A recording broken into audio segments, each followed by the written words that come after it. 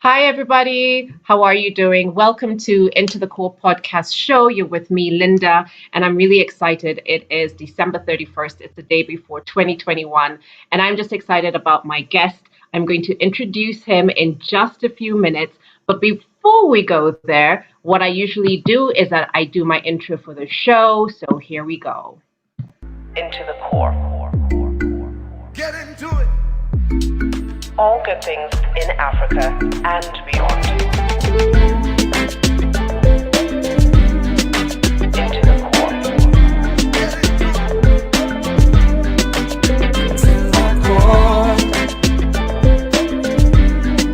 the core. Into the core.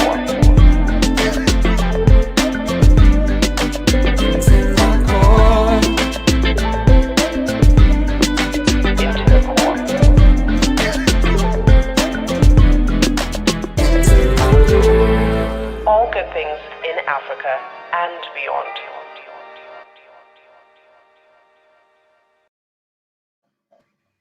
And we are back. So that's the beautiful intro. That's the part that makes me feel that I'm doing this in a very professional level. I'm not too sure, but hey, it is what it is. So my guest, I'm very excited. I had the pleasure of working with him. His name is Jonathan Yach, and he was my boss here in Nairobi. And what a fantastic boss he was. He is the guru, all things retail. Jonathan, welcome to Into the Core. Thank you very much, Linda. It's a pleasure and a privilege to be with you again, and thank you for the opportunity to be on the call. I just love the music. If anybody gets bored, they can just keep playing the music. I can't believe you just said that. I guess so. They can just go and play the music. So why don't you give me a little bit of your background? Because I'm sure a few people would like to understand your retail background. Why don't you, tell us how you got into this space of retail? All right. Well, thank you. Linda, I've been involved in retailing, and shopping center management for just over 35 years, having been involved with over 225 shopping centers from cradle to grave and beyond in southern, eastern Africa and in Sri Lanka and in India.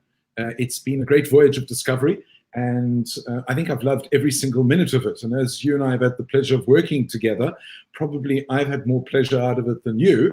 I think that you've seen that we tend to give a lot of effort to every single shopping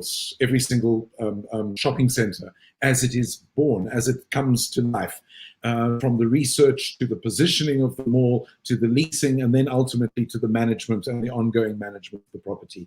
You and I were involved hands-on in the creation of the Hub brand, which I think was magical and very exciting. But in Nairobi, I was similarly involved in Two Rivers and in the Garden City shopping centers, as well as consulting to a number of others as well. I really enjoy walking the malls and walking around the markets, seeing how customers respond, watching what customers want to buy, what they spurn, and listening to customers, particularly in respect to what they want out of their shopping center experience. And certainly in the last year, Linda, I have learned quite a lot about customers both in India, in Sri Lanka, and in Southern Africa not necessarily wanting big beasts of shopping centers anymore. They want something a little bit more curated, and they want something a little bit more hyper-local, and they want something a little different. And as a real estate professional, I'm hoping that I can deliver that in the next couple of years. Oh, that's fantastic. I remember you always used to say that your community is the first people that you need to bet on, especially in an area. And I remember that became one of our first goals, was to make sure that we were heavily involved within our community. And now that you're speaking about how everybody wants a much smaller, more curated experience, that just explains it. They want that community feel. They want to be part of it. They want to be, they want to be part of that experience. And I do feel that go ahead. No, I was just going to say, Linda, that, a lot of big shopping centers have this view that they're always going to cater to the biggest possible market. But the biggest possible market, technically it's called the tertiary catchment, the market that's beyond your initial first 15 or 20 minutes of drive time. What's very interesting is that if you only look at that market, you're going to miss out on all the nuances associated with the people who live within walking distance of your center. And Nairobi reminds me a lot of my experiences in Bangalore and in Chennai and in Kerala, where people tend to walk to their big shopping centers. And if you are not hyper local, and if you do not absorb and understand as much as you possibly can about what's happening locally, nobody is going to be interested if you're encouraging people to drive half an hour to come to your mall, because the more you encourage people to drive from far further away, effectively your mall becomes quite average, it becomes quite drab, and it loses its personal touch. That's very interesting. Now let's talk about 2020, because 2020 has been a year of what you actually said earlier. A lot of people are educating and learning. And for sure, if you're in the shopping and retail space, this year has been a shocker for those who are even, who own stores or shops, would understand that things have drastically changed. So let's just say that if you were not online before, chances are you are online now. But let me start with my first question to you. So what do you think is going to endure in 2021, and what do you think is going to change? Oh my goodness, here's my crystal ball, Linda. This is the crystal ball. As you can see, it's completely visible, so it doesn't apply. I'll tell you what will endure, in my view, is I think that brilliant customer service will endure. I think that over the last year, businesses universally have survived because they've been able to provide, those have survived because they've provided brilliant customer service. They've understood that their customers are under immense duress due to coronavirus, lockdown, pandemic kinds of pressures. A lot of people have unfortunately lost their jobs, and a great deal of people have died. So a lot of our customers have actually lost members of their family. A great tragedy. I like to think that coronavirus is a script written by Stephen King, directed as a movie by Quentin Tarantino. It just is absolutely horrible. God. And it isn't going to change that much for the next, I don't know, for the next 8 or 10 months in your country, Kenya, my country, South Africa, my other country, India. I think it's going to change that much. So I think that there are some fundamentals that we need to understand. Linda, the first is, and I come back to this point, if you're a business and you offer brilliant service, people will appreciate it. It's not the discount anymore. It's not the reduction in the price. It's how willing you are to go a little bit further to provide an extra experience, a little bit of you being in the service. As a result, I think customers are going to appreciate it. And as a result, I think that businesses that offer a great smile and a service orientation are going to succeed over and above the incredible this year that we have seen from online retail. Online retail around the world represented what, 8 to 12% of total retail sales before March of this year. Today, online retail represents close to 25, in some countries up to 40% of all retail. So if you are not keeping the one-on-one with your customer, if you're not opening on time and offering a superlative service and communicating on social media, as you taught me all those years ago, you're going to be dead in the water. And you probably deserve to be dead in the water, because actually 2021 didn't happen all at once. It happened slowly. In March, things were a bit worse. In April, they were worse still. In June, they were worse still. And in August, suddenly big retail businesses that were not going out of business suddenly realized they needed to re-engage with their customers.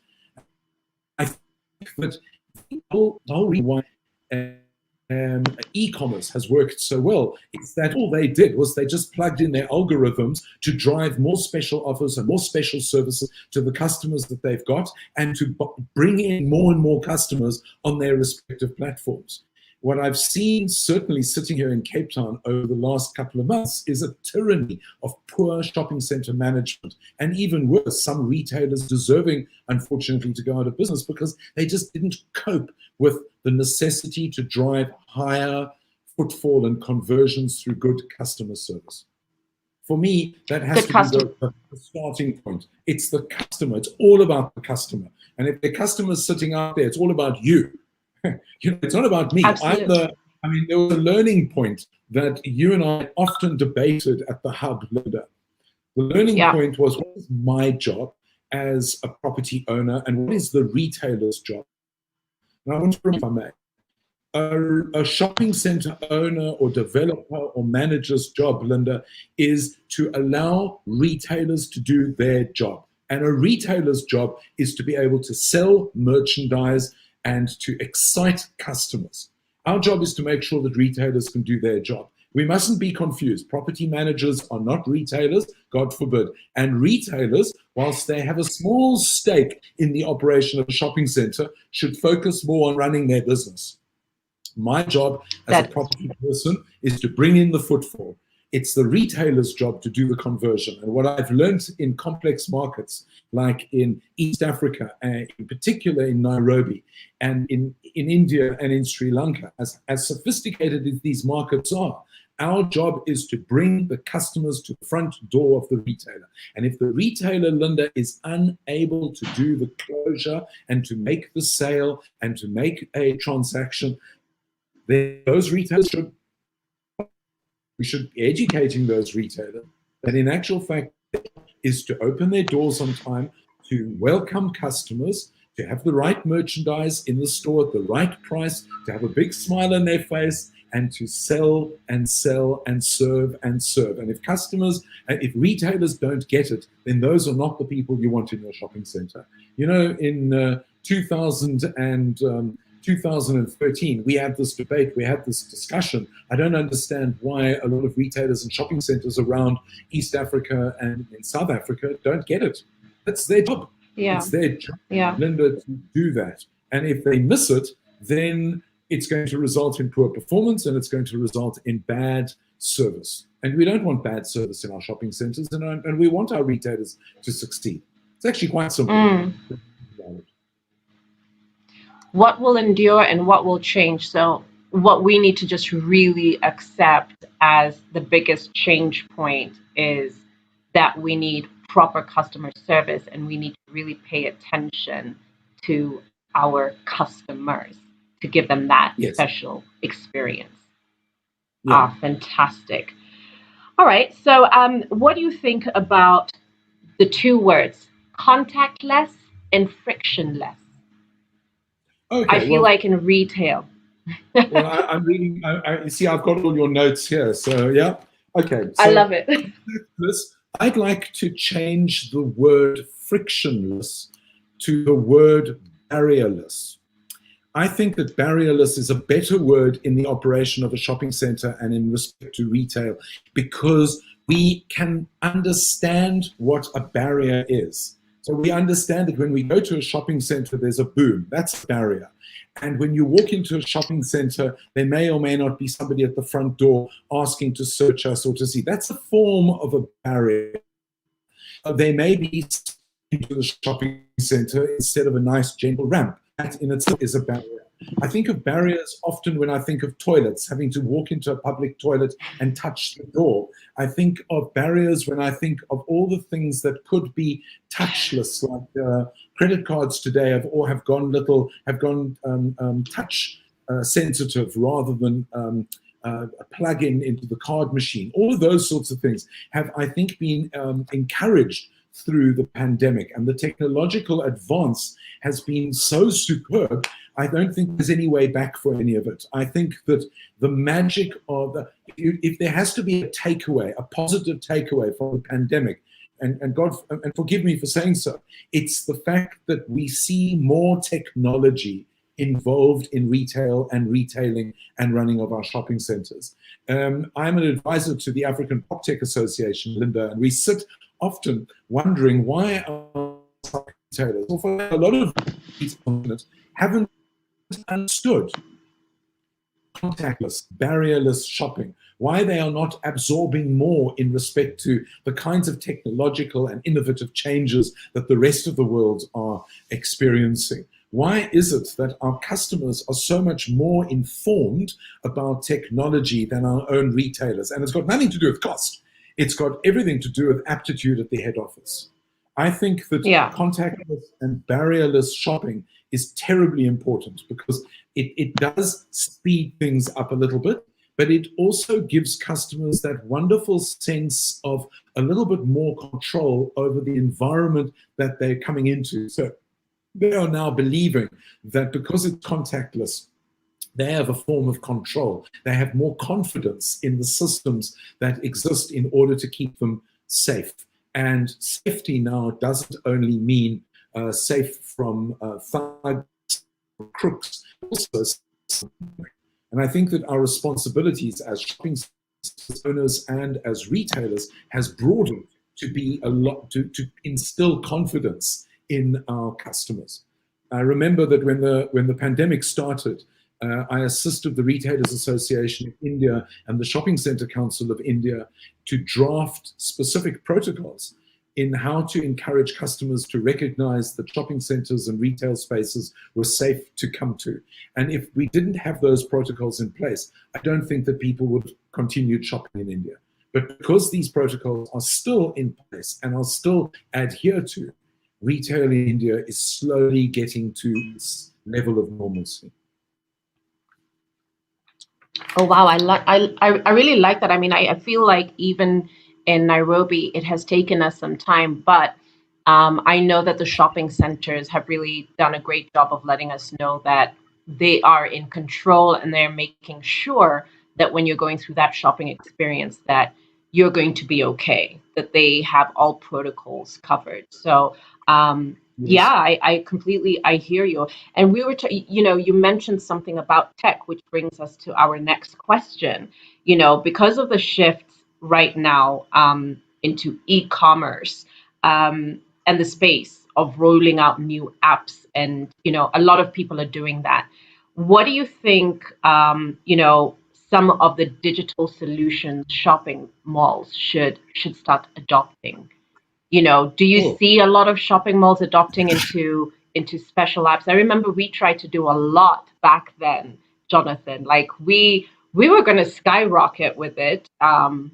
Unfortunately, we got shut down so many times. Sorry for that, because in actual fact, it asks for, I think that anything relating to innovation and technology requires a good base. And I think that a great base, we had all sorts of gadgets that would have encouraged all sorts of online e-commerce and electronic enablement, from paying for parking electronically and remotely, all the way through to dropping your bags and having them collected in a central place. If management didn't continue that after you and I left, well, that's their business. But I'd like you to know that elsewhere in the world, if you go to certain shopping centers, there is a drop-it capability where, as you're carrying your parcels, you can hit a button on your app. Somebody will come and collect all those parcels and put it in your car, or will take it home if the shopping center is close by to where you live. There's a small fee for that, but the opportunity, but the whole psychology behind it is that you can do more shopping with your hands free. So can you imagine wandering through a big shopping center or down a small shopping set, and you put parcels in your hand and you don't have it anymore. You press a drop it link and somebody collects the bags from you and takes them home or to your car. Simple. It's those kind of issues and those kinds of small points that, if addressed appropriately and safely, can make you adopt technology a heck of a lot faster. In Nairobi, for example, you've got M-Pesa, which at one time was leading the world in respect to remote payment systems. In India today, we now have all sorts of things like Paytm. And when I come to South Africa, they've got something called SnapScan and Zapper, and they're still in their infancy.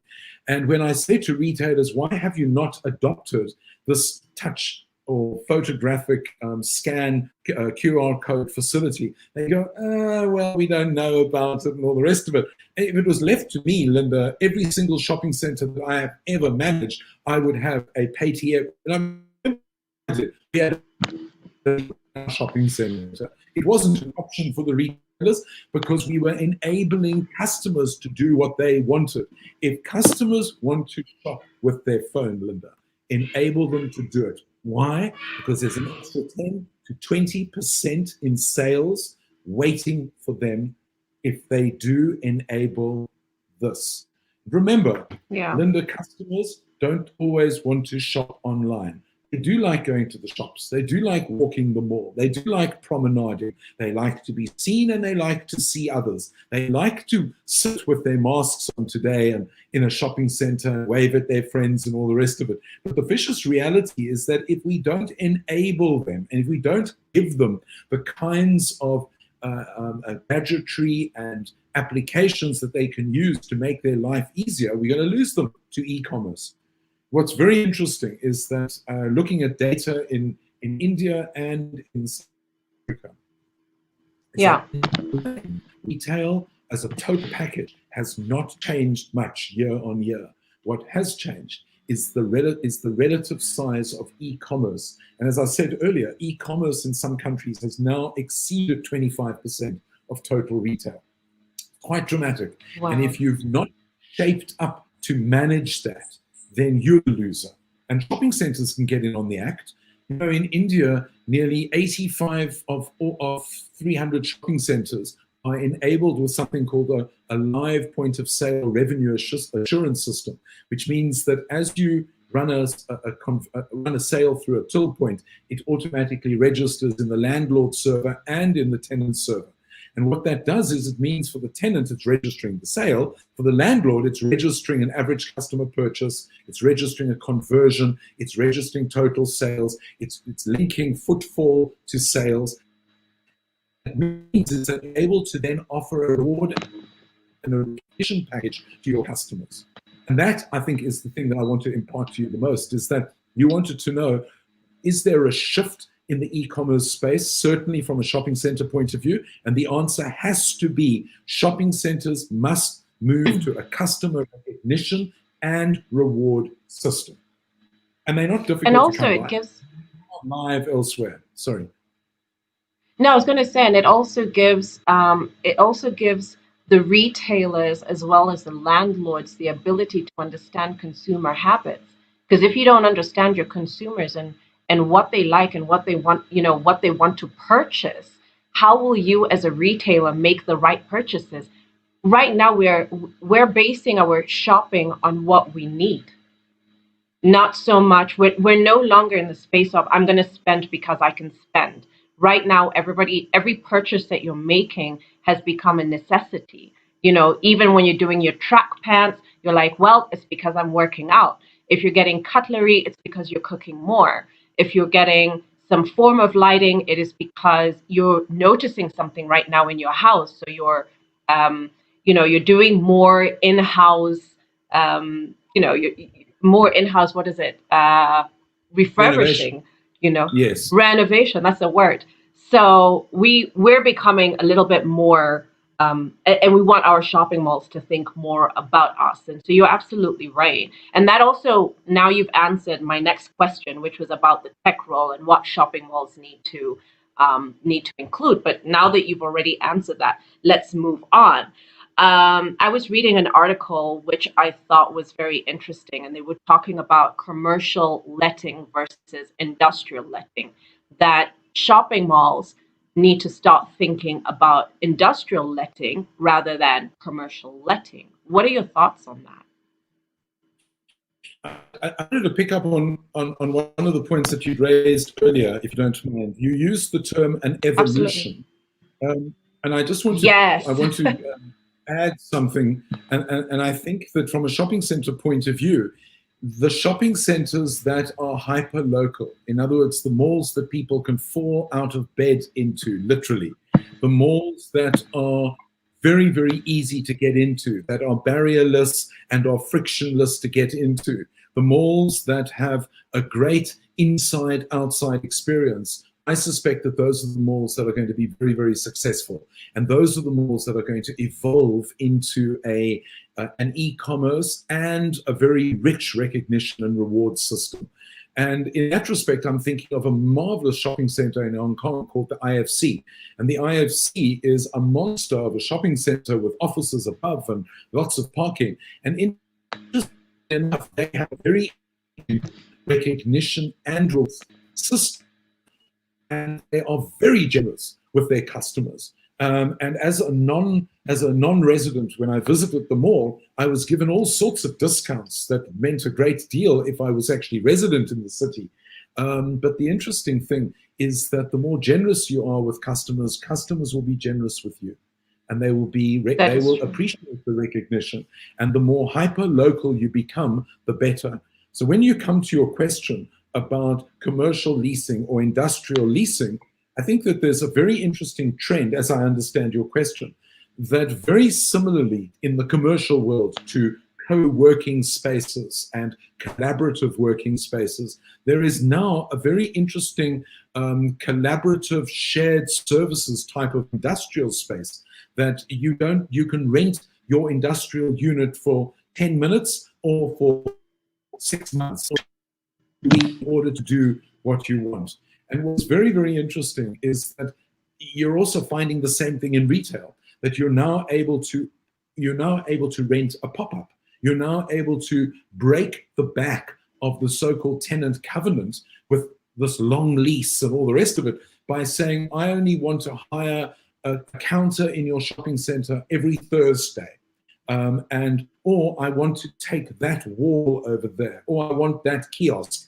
I think retail has become very susceptible and very amenable to the changes that we're seeing in the office and in the industrial world, certainly from a collaborative point of view. And the more we have this collaboration, the more hyper-local our shopping centers actually be, because a lot of the people who are taking the collaborative space are people, Linda, who live just around the corner and want to walk to work just as you and I would want to walk to our offices or our industrial space. Wow. Wow. Well, that is very true. I mean, like we now have a tendency of just trying to stay within our area, and because it just feels more comfortable. And I also feel more secure just being in the same area. I don't know what the other people are touching on the other end. So for me, I'm keeping it to the right community because I Yes. know what protocols they carry. Okay, so let's talk about what your thoughts are in terms of an article I was also reading. They were talking about, and it was actually Forbes, and Forbes was saying that there's going to be top 5 trends for 2021. Yes. One of the trends was that there's going to be a ton of bankruptcies. Yes. So, do you see that also happening at this point? Well, I think that we're still through the retail bankruptcy, but we're not living through retail bankruptcy because only of coronavirus or of other issues. We're living through retail bankruptcies because a lot of these retailers shouldn't have existed. A lot of these retailers were just not up to it. They were not good enough. Let's be very fair. Business is a good risk. It's the game of risk. If you and I work hard, we'll be successful. But it's also the environment of failure. And failure is perfectly acceptable, Linda. It's okay to fail. The issue, though, is that you've got to learn to control it. And what we've been seeing up until December of last year is a slew of retail failures and, as a result, bankruptcies that have been experienced mostly in the United States and in Europe, simply because some retailers just have over-proliferated their brand and they've taken on more stores, they've taken on more. The customers have moved to e-commerce. Simple as that. And those retailers Maybe they didn't have the benefit of 20/20 vision or hindsight, but the reality is that most of those retailers failed or diminished their business standing because they didn't pick up on the growing trends. A lot of people, by their own admission, Linda, said, no, we can buck the trend. You just can't buck Amazon, and you just can't buck the broader trend. And I'm talking to December 2019. I'm not talking about December 2020. 2020 has been a hideous year for retail, and we've seen too many retailers go out of business for the obvious reason and the horrible reason. There've been no customers. Customers have been at home. A lot of businesses have failed because they've recognized that they've got lots of customers, but the customers are at home and they haven't built the means to get to them through social media and through an e-commerce platform. So a lot of those retailers, unfortunately, obvious reasons. It's imperative that when you build a retail chain today, I've always been suggesting to retailers, build an omni-channel process. Have your platform, if you want to have physical stores, have a physical store, but also go phygital, go digital as well. Have an online presence.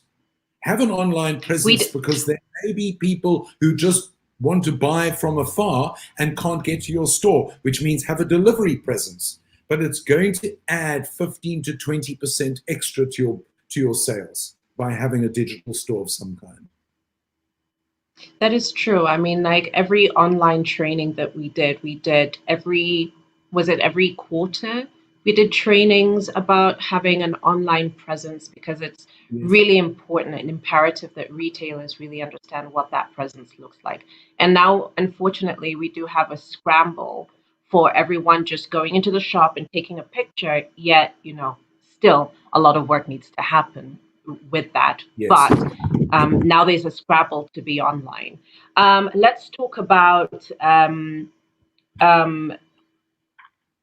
they're also saying, so Forbes has said that one of the trends is that there's going to be a spike despite our economic dips that we've taken, that there'll be a spike in apparel and footwear. Where do you think this is coming from, that we are definitely going to be purchasing a lot more? Well, what's interesting is there's a certain granularity in retail that I really enjoy.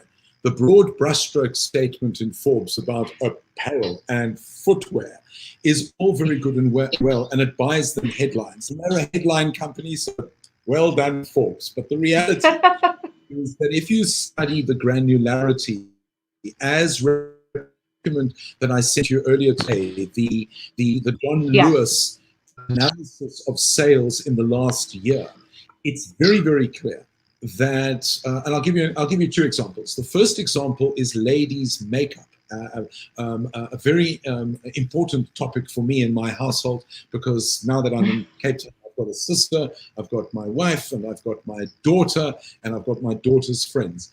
My wife, when we started wearing masks in March, said, I don't want to be a lipstick salesman. Nobody's going to look at my lips anymore. They're going to be looking at my eyes. They're going to be looking here. As a result, this and this is going to be much more in the focus. Spectacle sales, frames, all the bits and pieces that go with this, masks with little logos and things, that's what's going to be important. What I'm wearing here, my shirt top, is going to be more important than my bottoms because of the video screen and the framing and all of that sort of thing.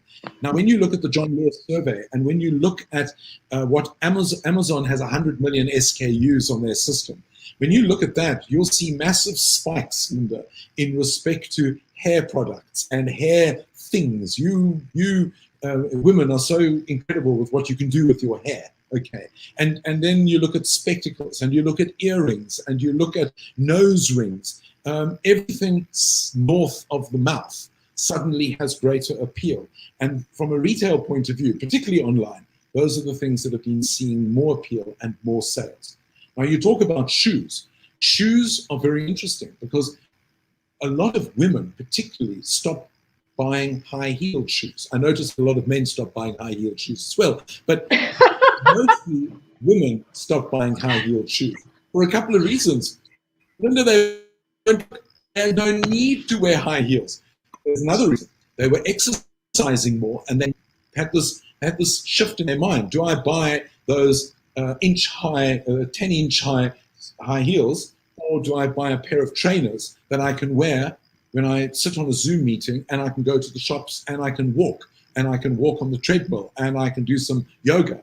I think a little bit of sense came into all of this. And what's interesting is that if you look at the latest fashion designs coming out of the big studios, you're finding a lot more orientated around pastels, things that can be worn over each other. It's actually quite amazing. I laugh, I call it the hazmat suit illusion. The hazmat suit is what you put on when you walk through an airport and get onto an aeroplane. But the reality is that a lot of the latest designs are hazmat orientated. If you look at the latest designs, certainly from a woman's point of view, they are through the undergarment is not see-through, and then layers and layers of see-through frilly bits and all the rest of it to make it all look very nice, with the emphasis from the shoulders down to the knees. Sounds very reasonable, seems very reasonable, and what's interesting is that it's catching on very quickly. We're seeing more fruity pastels, more colors, natural colors coming through. Green is the new black, for example. And I think that the innovators and the designers are explaining to us that things can never go back to the way that it were. And most importantly, we must adapt, and we must adapt fast. And I'm seeing all of that. And it's interesting, living in Cape Town, I don't see as much of this as I would if I was on the streets in Bangalore, or for that matter, interestingly enough, in Nairobi, because Nairobi understands speed fashion probably a lot faster and a lot better than they do in Cape Town. Oh, that's very true.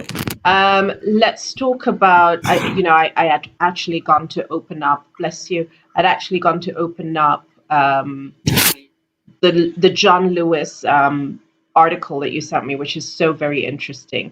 But then let's go into the uptake of startup tech brands that are going to be showing up in 2021. I feel that, I know that Nairobi is a hub of tech savvy, we've got great generations of people who are constantly creating these beautiful tech applications. So that's what I really wanted to ask you about. What about these startup tech brands coming in? I think that the most important thing that any tech brand or any business can do in the short term, Linda, is to engage in research. They need to know who their market is, and they need to know where their customers are coming from. And when I say customers are coming from, I now mean coming from online and coming from the phone and the cell phone and all of that sort of thing. They're not literally walking in the door anymore. They're actually coming in via a link of some kind, which means that they've got to make sure that their payment systems are working, their returns policies work. Everything that you do in the real world, you've got to be able to replicate brilliantly online as well. That's what's going to build more insight, and it's going to build a lot more of a custodian and a better relationship between the customer and the retailer.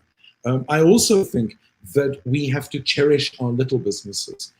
So much has been written, particularly in the Forbes magazine and that ilk of business-related magazine, about big retail business. But Linda, if we lose our soul and we don't have enough small retailers, we're all going to be out of business. I'm fundamentally in favor of protecting smaller retailers. Bigger retailers can look after themselves. They've generally got big balance sheets, they've got clever people in their head office, and they don't really have the same risks that the smaller retailers have to suffer. I'm in the business of looking after those smaller retailers, making sure, like you and I did when we worked together at the Hub, making sure that they were informed about footfall and overall mall sales and conversions and where they can do better. And most importantly, don't think of rent as the be-all and end-all, because rent only represents 10% of their sales. If they concentrated on 90% of their business, the 10% of rent will look after itself. But most retailers are preoccupied with rent. Paying rent. Yeah. I've never understood it. And when we've had this conversation with them, that they need to move their thinking, their philosophy away from rental towards looking after their own business and making sure that their staff upsell and cross-sell and use brilliant sales techniques, they look and they go, now we understand. This is what we have to do. We are retailers, and our job is to convert a customer, and we need to sell them something extra. And technology can do a lot of things, but you can never take the salesperson out of a retail business. If you know how to sell, you can sell online with special offers or itinerative special offers. And if you're in the store, Linda, the best thing is to have a customer in the store. Madam, I see that you've just got yourself a cappuccino. Wouldn't you like a croissant, freshly baked? Oh, madam, I see that you've finished your cappuccino. Would you like another cappuccino? And Linda, our baker over there, has just baked the best croissant in Nairobi. How can you turn an offer like that down? That's upselling, that's cross-selling. I want to buy a torch because I've got load shedding in South Africa. Here's the torch. Okay. And by the way, you bought the torch, here are the batteries. Perfect cross-selling opportunity. So maybe the retailers don't know how to do retailing anymore. Maybe they've got to be taught. And it's a good thing for them to actually start thinking about what that looks like for 2021. Yes. Again, go back and start looking. We always used to talk about dead stock. Get rid of it. Start understanding who your customers and your clients are. Because once you understand them, of course, you're going to take care of them. And if you're going to take care of them, you're going to make sure that Maggie has always liked this, but what if we introduce her to this? She's going to absolutely love this. So there's a lot of homework that people need to do for 2021. What about mergers and acquisitions? Intuitive, Linda. Retailing is intuitive and very observation orientated. God gave us 2 eyes, 2 ears, and 1 mouth, and we should use it in that proportion. How much customers we give away in the retail environment. And if retailers are smart, they'll work out exactly what we want, and they'll work out exactly how to sell us something extra. There's a very interesting campaign. I advised a petrol station retail business in Cape Town. He was lamenting the fact that his petrol sales did this over the lockdown period, because in South Africa they went from lockdown 1 to lockdown 5 very quickly, and as a result businesses suffered. And I said to him, all you need to do is every single time you're filling up somebody's tank, push the nozzle a little bit further so you get an extra 1 or 2 rands worth of petrol in the tank. Okay, so that if you do that 50 times, that's 50 rand extra. And every time people are in your store, because they're always rushing in to buy this, that, and the other, why don't you encourage them to buy 1 more thing? Not difficult. And I even showed it. There was a lady wandering a milk. I said, madam, I bet you need some bread at home. Yes, you just had this one thing look about you, madam. And, I'm an honest salesman, so I'm going to sell you some bread. How about some cheese and some butter? She bought it all. I gave her the basket, and she filled the basket, and off she went. It's amazing what happens when you have a personal touch and you use the eyes and the ears with respect to your customer. Wow, yeah.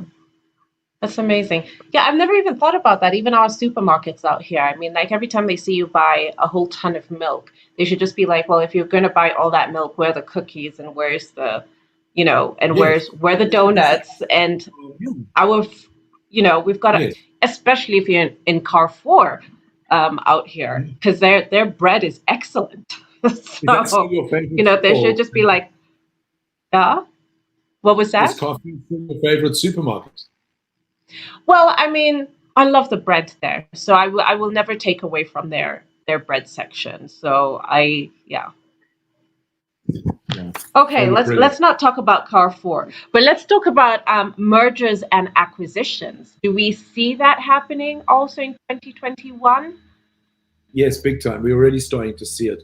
The Arcadia Group has gone into liquidation, and there is going to be, you talked about a bankruptcy. That was quite a substantial bankruptcy of the entire Arcadia Group going into liquidation. That's Dorothy Perkins and Topshop, for example. but it's now being bought by a very interesting chain, and they're going to relaunch in 2021. So you talk about mergers, Wow. you talk about acquisitions. You know, it's an exciting time out there. Customers don't want to lose what they had previously enjoyed. If the business goes into liquidation, or if the business fails, I'll bet you there'll be an entrepreneur out there and to life better. So you can think of Yeah. for example, in difficult times, it's come back. All of these little businesses have a niche. Many of them were overextended. A lot of people have simply bought them, repackaged them, and sold them back into the public domain. And in selling them back, you know, it's like an evolutionary process that it makes them stronger. Their genes get stronger. Their base gets stronger. Where previously they were built on a foundation that was a little bit weak. Now suddenly the foundation gets strengthened. Maybe this is what's needed. Maybe this pandemic has brought forth an era of innovation that we've never seen. I'm of the view that, you know, in the last year, we have seen more innovation come to market, Linda, than we would have in 15 years. Yeah. That is actually true. I feel like this year has even just allowed people to just sit back and re-strategize what their companies are looking like, you know, and how they're going to adjust to what the future is. So yeah, Yes. absolutely. And I'm happy to see some of these mergers happening, you know, or acquisitions both in one, is because like you said, customers don't want to lose what they know. And they Yes. still want to have a piece of that pie. All right. So lastly, and you've spoken about it, but let's just re-emphasize it to the retailers who might be watching. Consumer slash employee interactions, expectations from brands in malls once things really open up. And you know, people are still going to the malls either way. But that customer and you know, employee interaction, what that looks like, because it's so important. We So always used to Linda, say this in Nairobi, because remember, we used to cry about it. You walk into the store and they're like, oh, it's over there, which just, yes, oh my gosh, drives me crazy. Now your customer, the moment they walk in, you don't want to lose them. So what's no. your advice?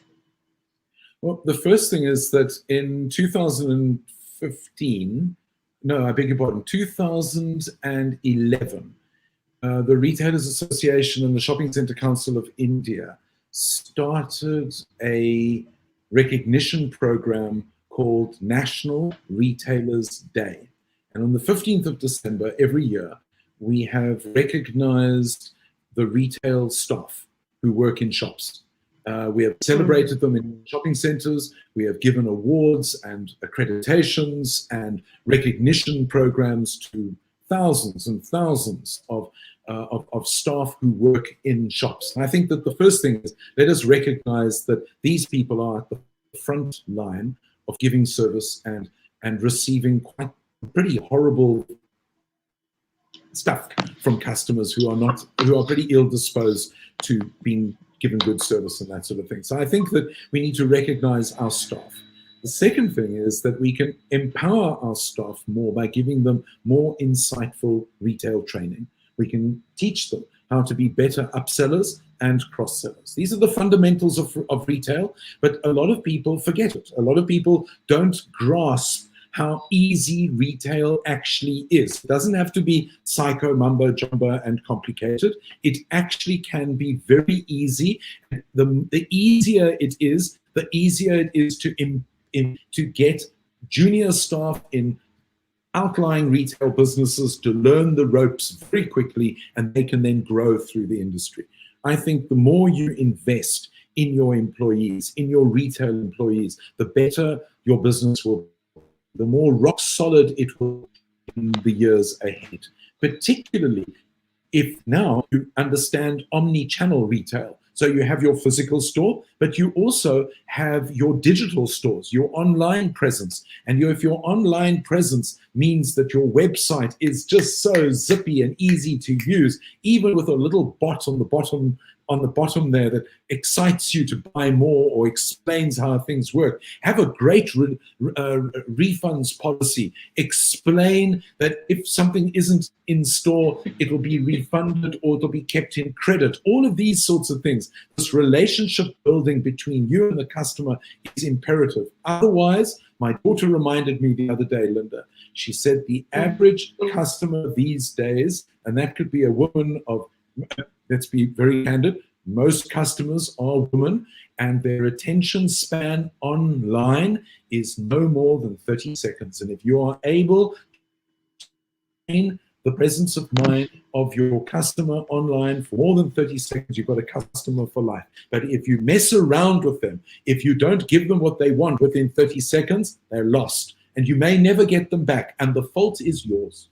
It's my fault, because I didn't work hard enough at it. There's more than enough examples out there. Amazon is a great example. It's a behemoth, but it's a great example of retaining you as a customer. Now, if you can build into your online and your physical store that kind of engagement capability, you're set for life. You'll do very well. That's fantastic. I do believe that we've gotten to a space of expecting excellence at this point. And that's basically what we're asking our retailers to give us. Nothing but excellence, because we deserve it. Retailers won't know the difficulty. A lot of retailers will never know what you mean by excellence, because they've never experienced it themselves. And I think that when you deify the word excellence, you run into all sorts of problems. I think that good service can be a hyper-local response to a retail business as well. I expect in a 5-star dining experience at the Dorchester in London something very different to going to Art Cafe at the Hub in Nairobi. I will get excellent service from both, but the way in which the excellent service is delivered at the Art Cafe is very different to that at the Dorchester. So I think that we have to be very appropriate with our expectations.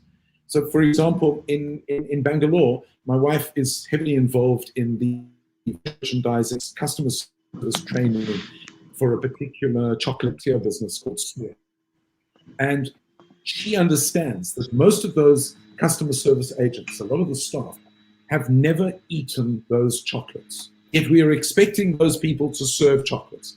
So the first point of departure was she gave them a tasting session, which blew the owner's mind a bit, because he just saw people eating chocolate. But as they were eating the chocolate, Tracy was explaining to them what it means to eat a Smoor chocolate as opposed to a Cadbury's, and why our chocolates were better.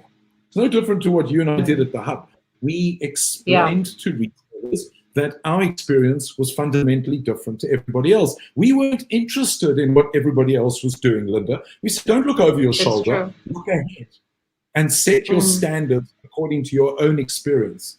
My view is that retail is going to become so much more hyper-local. If you understand your view excellence is, then give excellence. And then importantly, read a lot about what excellence standards are and what excellence means, and then you raise the bar slowly and surely. Your customers will appreciate it. I love it. Oh my gosh.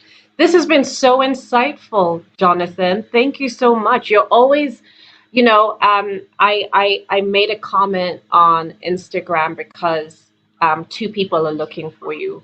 Robert from what's the travel agency that was downstairs of the Hub? Robert Collins was looking. So Robert was like, where is this gentleman, a great man? And Joyce also said, she was like, oh my gosh, one of the most insightful people that I know. And I said, you know what? I'm showing up to the interview wide-eyed and with my bush tail ready. I'm ready for all the information that you're going to give me. And as always, you were just absolutely fantastic, Jonathan. Learned so much even from this session. Retailers must not lose hope. Return to the fundamental of retail. Fundamentals of retail, as I remember it, because I'm older than most people, is that retail is a voyage of discovery. I am bringing to you, my customers, something that perhaps you've never seen, or you've seen it, but you've never seen it in the way that I'm going to present it. It's my job to present it in as better way as possible so you buy it and you keep coming back to buy. If you happen to be in your own shop, those are your rules. If you happen to be in a shopping center, I'm going to impose a certain rule, and that is keep doing it, and I'm going to give you the footfall to feed off. So at least we know our jobs, and it's important for retailers to understand what their job is. Absolutely. I think 2021 is going to be, it's certainly going to be a lot different to 2020. I think in the middle of the year, we'll all have the vaccination. I think we'll certainly be more resilient. 2021 is going to be the year of resilience and success, and it's going to be the year of great competition from a retail point of view. So, you know, prepare and get ready and get everybody organized and get everybody all excited. I think 2021 is going to start with great gusto and enthusiasm.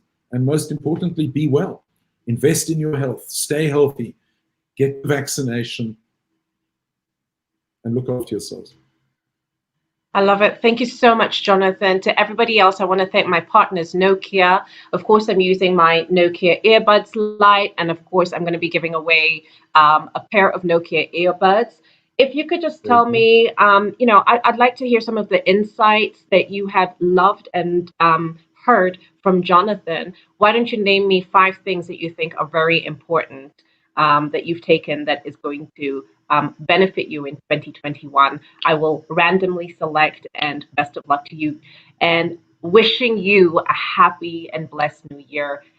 Read a lot, like you said, stay healthy. And yeah, let's go and, you know, yeah, take charge in 2021. We've learned a lot this year, so let's not forget what we've learned. Sending you all the best. Thank you, Jonathan. Bye, guys. Thank you for keeping it here. Thank you, Jonathan. Ciao. Ciao. Bye-bye.